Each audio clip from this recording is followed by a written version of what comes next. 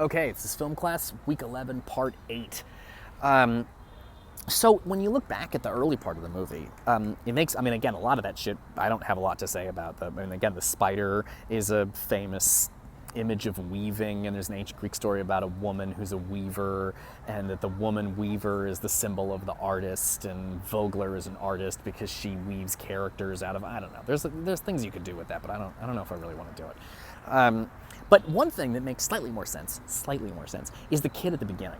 Remember there was like a kid on like he looked like he was dead on a table at the morgue, but then he gets up and he's like reading a book, and then he's like touching this woman's face. I don't know who that kid is, but at least one way of thinking about it is that kid, again, in a dream, in a poem, there's not one meaning, but that kid is like possibly the child that Alma aborted, or the child that Vogler had, who she wished she didn't have, and he's in some kind of weird, he's both dead and alive, and he's not yet been born, or he was born. It captures that kind of the chaos of these two women and their sort of blendings together, and they're losing themselves. The kid functions as he suggests several different things while being none of them for sure. But certainly in a movie about being a mom and hating it, and about having an abortion and feeling guilty, the fact that there's a kid who's both dead and alive in a room reaching for the face of his mother, but in some kind of weird limbo state where I don't know where he is and does he exist, like, that seems to relate, at least. That is one symbol in the beginning that I can make a lot of sense out of. And again, the erect penis, fatherhood, I don't know, somebody made that kid, I have no idea. Okay. So you get this really fascinating, and again, I'm sure this probably annoyed a lot of you, but Alma gives this big speech, speaking from Vogler's position. And then we get the whole speech again, except this time the camera is pointed at the other person's face, at Vogler's face this time. So we get, or I forget the order, but you get the same lengthy speech, but looking at a different person's face that whole time. It really emphasizes, like, this is the big moment. This is the reveal of what the fuck is going on with Vogler. Which, again, a little bit confusing, because it seemed like the secret with Vogler was that she was just studying Alma, but now it seems like Vogler actually does have a real psychological issue. It seemed in the middle of the movie like Vogler was pretending to have a psychological issue to study this person for her stuff. But now it seems like Vogler actually does have a psychological problem, and it has to do with hatred of motherhood, which, again, I mentioned that river, the social expectations river. If you go with the river and you do what people expect, you don't get a lot of resistance. But if you want to go in any other direction, you're going to have a problem. And I guarantee you, one of those directions that is not, that people will give you a real hard fucking time about, is saying you don't like your kids. The correct thing is the correct thing. The sort of socially expected thing is, oh, kids are all the meaning in my life, and you never understand love unless you have kids, and they're the true blessings, and I'm just so happy every day to have them in my life. And if you say that stuff, people will be like, yeah, because it fits the story they're used to hearing. But Vogler's thing is she has said something that upsets a lot of people, which is she's kind of going against sort of the sort of social direction there. Okay, cool. And then at the end of the two speeches, the women's faces blend together. And again, they literally become one. Like there's like a mirror shot, and you get like half of this woman's face and half of this, they're like fused together. Okay, cool. And then you get this moment where Alma says, I'm not like you. And she's able to separate herself from Vogler. I'm not like you. Because the blended faces suggest to the same person. But her saying, I'm not like you, is her sort of rejecting that similarity, that sameness. At least one thing this movie might be about, and this is, it's such a weird fucking movie, and I don't really have like a key or magic answer for it.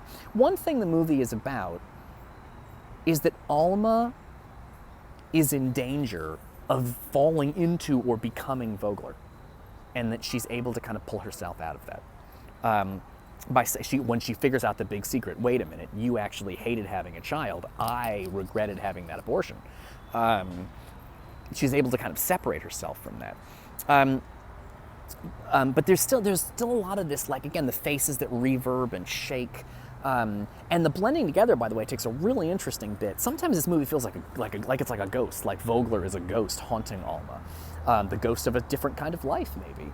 But it also sometimes feels like she comes in the bedroom at that one point, sort of floating through the movie, like you're watching a vampire movie or something, and the two women kind of holding each other and crossing each other and blending together.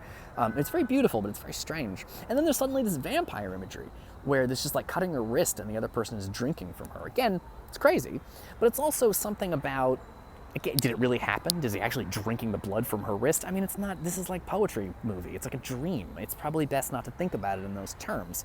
But it is a useful image to think about, for example, the relationship between an actress and the things she uses for inspiration in her art. It's a little bit like a vampire drinking blood to stay alive. The actress studies other people to be successful in her career. But it's also about these two women who, in some ways, Alma is feeding off of Vogler's silence because she's listened to, and someone's actually paying attention to her. And then there's a final, total fucked up breakdown at the end of this movie, where they pack up the cabin and they leave and they go their separate ways. They're no longer blended together, and they're sort of separate people. And then you see a camera swoop down filming. What the fuck is that camera? It's the camera filming the movie we're currently watching, right? Like, that's not supposed to happen. Like, again, this idea that something is broken in the film, that something's gone wrong, that we literally see the camera that is filming the movie we're currently watching. Again, it's interesting because Vogler is an actress, right? But when you watch Persona, what you're watching is an actress playing a character who's an actress. And so you get that weird short circuit thing, and you'll see this again, the Unit 3 is, all the women in Unit 3 are actresses. It's Gilda and Betty and Norma, and Vogler. They're all actresses. But you see the film, it's a different way that the film breaks down. The first way the film breaks down is it catches fire and disintegrates because Alma is so angry. But at the end, the film disintegrates in a different way where it kind of reminds you, the audience, this has always been a movie. You're just watching, you didn't actually meet any real people in this. What you saw was Persona. They were sort of fake people because none of these people are real and the movie isn't real. Notice, by the way, the very first and last thing you see is the sort of flame. And again, that's very similar to the flames that David Lynch is so obsessed with showing in close-up. But you see that flame that starts, like of the bulb and the projector lighting up before it projects the movie, and the last thing you see in the movie is the projector sort of dying down. And so it really, it does something weird where you've watched these people meld together, and then the movie kind of reminds you, hey, this is all just a movie. Because one of the things that happens when you watch a movie is I'm sure you've all had this experience where you watch a movie and you see a character on your screen and you feel like that character is very much like you, and you really identify with that person. It's that same kind of slippage of identity, where you feel like you are that character. That was what was happening between Alma and Vogler, but it's also what happens between the audience and the film, is they feel like they see themselves up there. And maybe not this movie, because this is a fucking weird movie, but there's a lot of movies I'm sure you've seen where you feel like, man, that guy up on screen, that's me up there. I'm just like that. That's how he's saying how I feel. Isn't that what Vogler, isn't that what Alma does? She says what Vogler is feeling in that last speech about hating motherhood. She's able to put into words what Vogler can't say. I'm sure you've seen a movie where a character is just like you, and you feel like they're saying what you feel. I'll tell the story. Why the fuck not? I had an ex-wife when I was married to my ex-wife. My ex-wife was gone for a long time, and then she was gonna come back. And I'm sorry, this is complicated. So I was married, and then I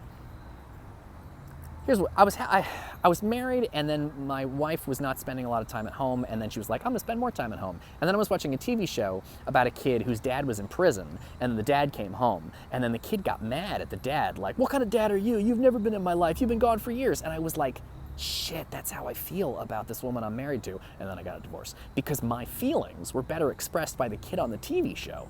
When the kid on the TV show was mad at his dad for never being around, I was like, shit, that's how I feel about like my wife, and then I got divorced because the kid helped me articulate my own feelings. But again, it's that because he was saying what I was feeling. Alma was saying what Vogler was feeling about motherhood. But this connection between the audience and characters is very similar. This is a movie that is about actors and actresses, but it's also about audiences. I'm pretty much done with this, except when I go home, there's a quote that I want to grab and add just because it's about the film, something being so intense that the film breaks down. I'm going to get that quote and I'll read it to you after this. But basically, we're done. Thanks for watching Persona, and I'll see you for the next movie. If you made it this far, you got to hear, I don't know. Is anybody watching these fucking things? I have no idea. Hey, if you did get this far, say double bacon cheeseburger on the fucking discussion board so I know you actually watched it. I don't know. But also make a substantial comment. All right, I'll see you guys later.